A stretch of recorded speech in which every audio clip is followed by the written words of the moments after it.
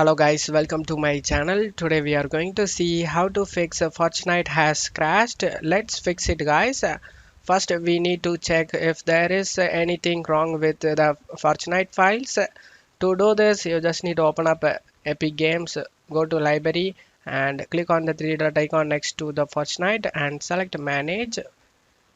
Select verify files and it's going to check if there is anything wrong with the files.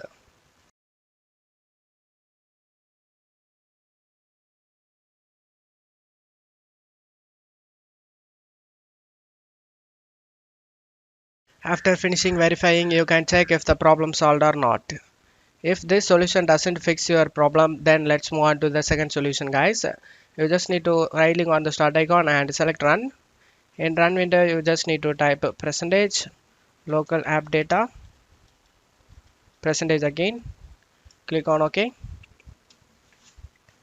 Now in here you just need to open the Fortnite game folder and saved folder and config folder and Windows client folder and delete the game user setting. Right click on it and delete it.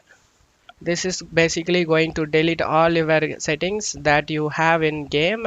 Now you can open the Fortnite and check if the problem solved or not.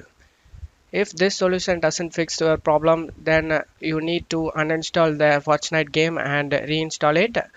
Doing this will fix your problem guys. Click on the three dot icon next to the Fortnite and select uninstall, and after uninstalling it you just need to reinstall it guys.